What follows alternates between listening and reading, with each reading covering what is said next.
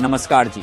आज 16 अप्रैल भारतीय रेल यात्रा दिवस। भारतीय रेलवे का इतिहास बहुत पुराना और रोचक है। शुरुआत हुई सन 1853 में। पहली ट्रेन मुंबई से ठाणे के बीच चली। ये ट्रेन भाप इंजन से चलती थी, जिसमें कोयला जलाकर भाप बनाई जाती थी। उस समय भारत पर ब्रिटिश ईस्ट इंडिया कंपनी का शासन था और उन्हीं के समय रेलवे की शुरुआत हुई। धीरे धीरे रेलवे का जाल पूरे देश में फैल गया। फिर आया डीजल इंजन का दौर, जिससे ट्रेनें और तेज हो गईं और आज के समय में भारत में इलेक्ट्रिक ट्रेनें तेज रफ्तार से दौड़ रही हैं। भारतीय रेलवे दुनिया के सबसे बड़े रेल नेटवर्क में से एक है, जो हर दिन लाखों लोगों को उनकी मंजिल तक पहुंचाता है। यह सिर्फ एक सफर नहीं, बल्कि भारत की पहचान है। आप सभी को भारतीय रेल यात्रा दिवस की ढेरों शुभकामनाएं। आज संसद में पेश होगा महिला आरक्षण संशोधन बिल। लोकसभा सीटें 543 से बढ़कर होंगी 850। 2029 लोकसभा चुनाव में किया जाएगा लागू। संसद के विशेष सत्र से पहले कांग्रेस अध्यक्ष मल्लिकार्जुन खड़गे के रूम में विपक्षी दलों की मीटिंग। महिला आरक्षण बिल को लेकर हुई चर्चा। राहुल गांधी समेत कई नेता रहे मौजूद। महिला आरक्षण बिल पर सपा प्रमुख अखिलेश यादव की तीखी प्रतिक्रिया। कहा, महिला बिल नए धोखे का काला दस्तावेज। परिसीमन के मुद्दे पर तमिलनाडु में आज black day. CM MK Stalin की अपील पर फहराए जाएंगे काली झंडी। केंद्र के प्रस्ताव को सीएम ने बताया दक्षिणी राज्यों के साथ विश्वासघात। टीएमसी के सस्पेंड विधायक हुमायूं कबीर का बड़ा बयान। कहा, बंगाल में बाबरी मस्जिद बनने से कोई नहीं रोक सकता, मैं अपना वादा पूरा करूंगा। तमिलनाडु चुनाव को लेकर सरगर्मी तेज। एक्टर विजय की पार्टी टीवीके आज जारी करेगी अपना घोषणा पत्र। महिलाओं पर रह सकता है फोकस। इलाहाबाद हाईकोर्ट ने औरैया में आज होने वाले बुलडोजर एक्शन पर लगाई रोक। कोर्ट ने अर्जेंट बेसिस पर सुनवाई कर लगाई अंतरिम रोक। आज सुबह 6 बजे शुरू होनी थी ध्वस्तीकरण की कार्रवाई। बिहार की राजनीति में सक्रियता बढ़ाने किशनगंज पहुंचेंगे प्रशांत किशोर। जनसुराज के पुनर्गठन और पार्टी संगठन को मजबूत करने के लिए कार्यकर्ताओं के साथ करेंगे बैठक। अमरावती में लड़कियों के शोषण का मामला एक्शन में पुलिस। अब तक 4 आरोपी हुए गिरफ्तार। अन्य आरोपियों की तलाश में जुटी पुलिस। भारत ने अतिरिक्त उत्पादन के आरोपों को किया खारिज। अमेरिका से कहा, खत्म करें जांच। 11 मार्च को अमेरिका के व्यापारी साझेदारों के खिलाफ जांच के दिए थे आदेश। ईरान को कोई ताकत झुका नहीं सकती। राष्ट्रपति मसूद पेजेस्कियान की ललकार। स्कूलों अस्पतालों पर हमले को लेकर अमेरिका पर बरसे। अमेरिका ईरान वार्ता के दूसरे दौर की जमीन तैयार करने की कोशिश में पाकिस्तान। डेलीगेशन के साथ तेहरान पहुंचे सेना चीफ मुनीर। ईरानी विदेश मंत्री अराक्ची ने शांति और स्थिरता के लिए जताई प्रतिबद्धता। अमेरिका का 2000 करोड़ रुपए का MQ-4C ट्राइटन ड्रोन हॉर्मुज में crash. US naval safety command की हालिया रिपोर्ट में हुआ खुलासा। क्रैश होने की वजह अब तक नहीं आई सामने। अमेरिका के हॉर्मुज नाकेबंदी के बीच भारत को तेल देगा रूस। क्रेमलिन के प्रवक्ता पॉस्को का बड़ा ऐलान। अमेरिकी वित्त मंत्री बेसेंट ने रूसी तेल पर मिली छूट को आगे बढ़ाने से किया है इंकार। बालिन शाह और तारिक रहमान ने रचा इतिहास। नेपाल और बांग्लादेश के प्रधानमंत्रियों का नाम टाइम 100 सबसे प्रभावशाली लोग 2026 की सूची में शामिल। अमेरिका को पीछे छोड़ चीन बना भारत का सबसे बड़ा व्यापारिक साझेदार। 151.1 अरब डॉलर तक पहुंचा द्विपक्षीय व्यापार। व्यापार घाटा भी बढ़ा। टैरिफ के चलते बदले वैश्विक व्यापार के समीकरण। भारत ने वित्तीय वर्ष 2025 से 26 में निर्यात के मोर्चे पर हासिल की बड़ी उपलब्धि। सरकार ने जारी किया आंकड़े। 860 अरब डॉलर पार पहुंचा कारोबार। ईडी की बड़ी कार्रवाई। रिलायंस एडीएजी के पूर्व अधिकारी अमिताभ झुनझुनवाला हुए गिरफ्तार। मनी लॉन्ड्रिंग केस में जांच तेज। IMF की सख्त चेतावनी। कहा, रक्षा खर्च की दौड़ में फंस सकती है अर्थव्यवस्थाएं, बढ़ सकता है कर्ज। यात्री वाहन निर्यात में मारुति हुंडई का दबदबा। 70% से ज्यादा है हिस्सेदारी। वित्तीय वर्ष 26 के दौरान निर्यात में 34.4% की वृद्धि की दर्ज।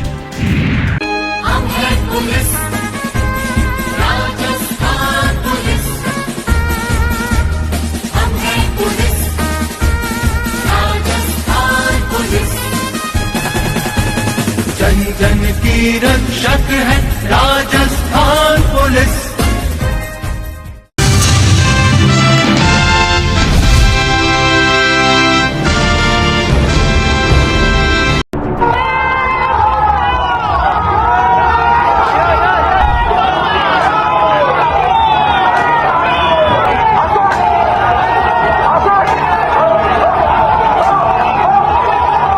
वेस्ट बंगाल की राजनीति में चल रहे तनाव के बीच एक नए विवाद ने जन्म ले लिया है, जहां भाजपा नेता शुभेंदु अधिकारी ने चुनावी रोड शो के दौरान टीएमसी कार्यकर्ताओं पर भड़कते हुए अपने आप को कंट्रोल नहीं रख पाए। घटना हावड़ा जिले के बाली विधानसभा क्षेत्र में हुई, जहां भाजपा के रोड शो में भाजपा और टीएमसी कार्यकर्ता आमने सामने आ गए। इस झगड़े का वीडियो भी सामने आया है, जिसमें शुभेंदु अधिकारी को उत्तेजित नारेबाजी और भीड़ के बीच कुछ करने की कोशिश करते देखा जा सकता है।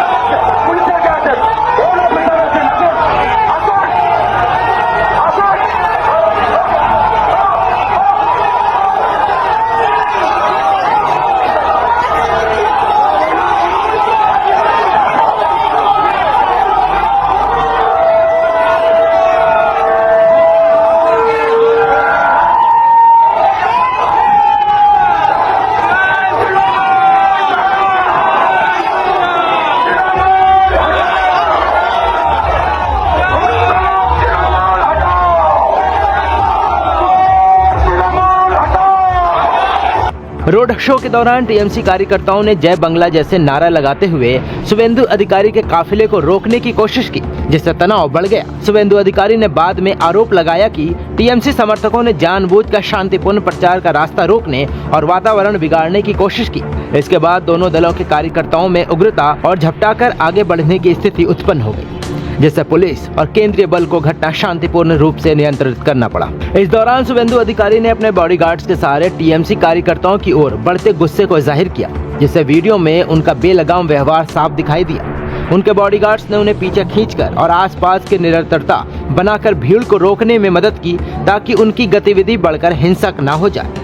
घटना के बाद शुभेंदु अधिकारी ने बाली थाने के प्रभारी अधिकारी को तुरंत हटाने की मांग की है, जिससे उनका दावा ये है कि यह घटना निरंतर तनाव उत्पन्न व्यवहार का एक उदाहरण है। इस वीडियो के सामने आने से चुनावी मौसम में भाजपा और टीएमसी दोनों ही पार्टियों के बीच राजनीतिक तनाव और बढ़ गया है। भाजपा की ओर से शुभेंदु अधिकारी की रक्षा करते हुए ये कहा गया है कि उन्होंने शांतिपूर्ण रोड शो में अपने प्रचार की सुरक्षा के लिए कोई सही कदम नहीं लिया होगा, जबकि टीएमसी ने शुभेंदु अधिकारी की नारेबाजी और बेलगाम व्यवहार को खुलकर गलत बताया।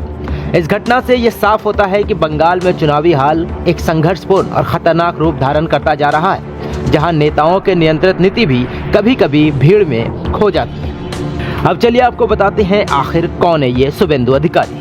शुभेंदु अधिकारी पश्चिम बंगाल की राजनीति में एक प्रमुख और बहुचर्चित नेता है। वो वर्तमान में भारतीय जनता पार्टी के शीर्ष नेतृत्व में शामिल है और 17वीं पश्चिम बंगाल विधानसभा के नेता प्रतिपक्ष है।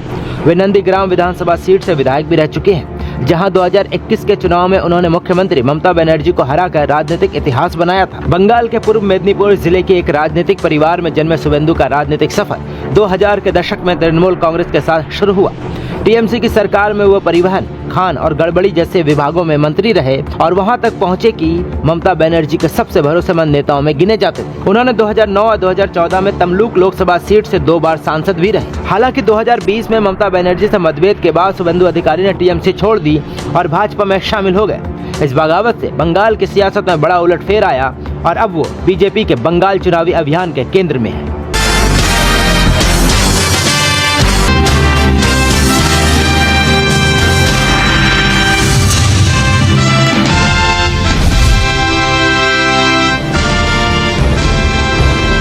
देश का अगला चीफ ऑफ डिफेंस स्टाफ यानी सीडीएस कौन होगा, इसको लेकर चर्चाएं तेज हो चुकी हैं। कई नाम चर्चा में हैं और कुछ रिटायर्ड लेफ्टिनेंट जनरल, हाल ही में रिटायर हुए अधिकारी और यहां तक कि एयर वाइस मार्शल भी इस दौड़ में बताए जा रहे हैं। लेकिन हर बार की तरह इस बार भी एक बड़ा सवाल सामने है कि सीडीएस हमेशा आर्मी से ही क्यों चुना जाता है? क्या नेवी या एयरफोर्स के अधिकारियों को मौका नहीं मिलना चाहिए? इन सवालों के बीच कुछ लोग मौजूदा navy chief admiral Dinesh Tripathi के नाम पर भी दांव लगा रहे हैं, जो कि अगले महीने के अंत में रिटायर होने वाले हैं। दिलचस्प बात तो यह है कि मौजूदा सीडीएस अनिल चौहान का कार्यकाल भी तभी पूरा हो रहा है। सरकार ने पिछले साल सितंबर में सीडीएस के कार्यकाल को बढ़ाकर 30 मई 2026 तक का कर दिया था। ऐसे में 1+1 जोड़कर अटकलें अब और तेज हो गई हैं।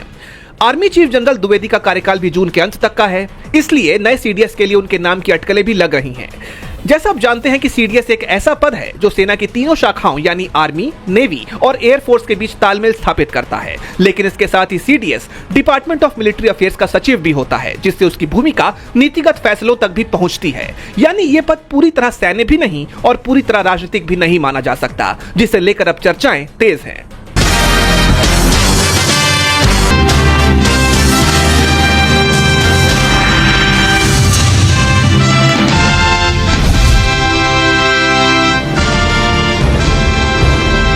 सबरीमाला मंदिर में महिलाओं की एंट्री को लेकर सुप्रीम कोर्ट में लगातार सुनवाई हो रही है। इसी कड़ी में 15 अप्रैल को भी सुनवाई हुई, जिसमें धार्मिक स्वतंत्रता और संवैधानिक नैतिकता के बीच सीधा टकराव देखने को मिला। मंदिर का मैनेजमेंट देखने वाले त्रावणकोर देवसोम बोर्ड यानी टीडीबी की तरफ से वरिष्ठ वकील अभिषेक मनु सिंघवी ने कोर्ट में दलीलें रखी। सुनवाई के दौरान उन्होंने कहा, किसी धर्म की प्रथा सही है या नहीं ये तय होगा उसी समुदाय की आस्था के आधार पर। जज खुद ये तय नहीं करेगा कि धर्म के लिए क्या सही है क्या गलत। उन्होंने दलील दी कि धर्म सामूहिक आस्था से जुड़ा होता है। ऐसे में कुछ व्यक्तियों की एंट्री के लिए अधिकार पूरे समुदाय की सदियों पुरानी धार्मिक परंपराओं पर हावी नहीं होने देने चाहिए। अदालत को ये तय करने से बचना चाहिए कि किसी धर्म के लिए क्या सही है और क्या गलत। वहीं सुनवाई के दौरान 9 जजों की बेंच की तरफ से कई अहम टिप्पणी की गई। जस्टिस जॉय माल्या बागची ने कहा, जब संविधान के अनुच्छेद 25(2) के तहत किसी कानून की परख होती है तो अदालत को ये तय करना ही पड़ेगा कि कौन सी धार्मिक प्रथा अनिवार्य है। इस पर वरिष्ठ वकील सिंघवी ने इसे एक जटिल मुद्दा बताया और कहा कि अनिवार्य प्रथा की न्यायिक जांच इस तरह के मामलों में शामिल नहीं होनी चाहिए। वहीं जस्टिस सुंदरेश ने पूछा, सार्वजनिक व्यवस्था, स्वास्थ्य और नैतिकता के साथ सामाजिक कल्याण शब्द क्यों जोड़ा गया है, जिस पर सिंघवी ने कहा कि कुछ धार्मिक प्रथाएं आधुनिक मानकों पर सही नहीं ठहरती। जैसा आप जानते हैं कि विवाद 1991 में शुरू हुआ था, जब केरल हाईकोर्ट ने 10 से 50 वर्ष की महिलाओं के प्रवेश पर रोक लगाई थी। 2018 में सुप्रीम कोर्ट ने इसे भेदभावपूर्ण बताते हुए हटा दिया, जिसके चलते भारी विरोध हुआ और पुनर्विचार याचिकाएं दायर हुई, जिस पर अब लगातार सुनवाई चल रही है और अंतिम फैसला कब आएगा इस पर सबकी नजरें बनी हुई हैं।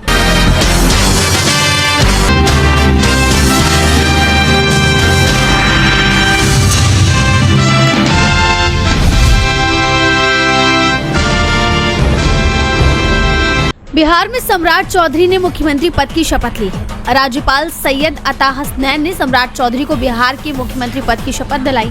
सम्राट चौधरी की सरकार में जेडीयू के 2 वरिष्ठ नेताओं विजय चौधरी और विजेंद्र यादव को बतौर उप मुख्यमंत्री शामिल किया गया है और उन्हें भी शपथ दिलाई गई। सम्राट के सीएम बनने पर एनडीए दल के नेताओं ने बधाई दे रहे हैं, तो वहीं विपक्ष के हमले अब भी जारी हैं। आरजेडी नेता तेजस्वी यादव ने सम्राट चौधरी पर तंज कसते हुए कहा कि सिलेक्टेड मुख्यमंत्री बनने पर उन्हें बधाई। उन्होंने एक्स पर पोस्ट किया कि सम्राट चौधरी को इलेक्टेड मुख्यमंत्री नीतीश कुमार को गद्दी से उतारने की अपनी प्रतिज्ञा पूरी करने पर बधाई और सिलेक्टेड मुख्यमंत्री बनने पर हार्दिक शुभकामनाएं। उम्मीद है कि नए माननीय मुख्यमंत्री जी इस कड़वे, अप्रिय और कठोर तथ्य से पूरी तरह से वाकिफ होंगे कि 21 सालों के एनडीए शासन के बाद भी नीति आयोग के अधिकांश मानकों, सतत विकास के सभी सूचकांकों में बिहार बहुत पीछे है। तेजस्वी यादव ने तंज कसते हुए आगे कहा कि उम्मीद है कि नए सिलेक्टेड मुख्यमंत्री सम्राट चौधरी बिहार की उन्नति, सुख समृद्धि, शांति, सौहार्द, सुरक्षा और सर्वांगीण सुधार के लिए संकल्पित होकर सशक्त तरीके से काम करेंगे और बिहारियों के दिशा निर्देशों के आगे बिहारियों के स्वाभिमान को गिरवी नहीं रखेंगे। प्रादुर्भाव से समाजवादी सम्राट चौधरी जी को दोबारा हार्दिक शुभकामनाएं। जैसा आप जानते हैं कि नीतीश के इस्तीफे को लेकर विपक्ष पहले ही बीजेपी को घेर रहा था और आरोप लगा रहा था कि बीजेपी ने नीतीश के साथ धोखा किया है। वहीं अब सम्राट चौधरी के सीएम बनते ही विपक्ष ने बीजेपी पर अपने हमले और तेज कर दिए हैं।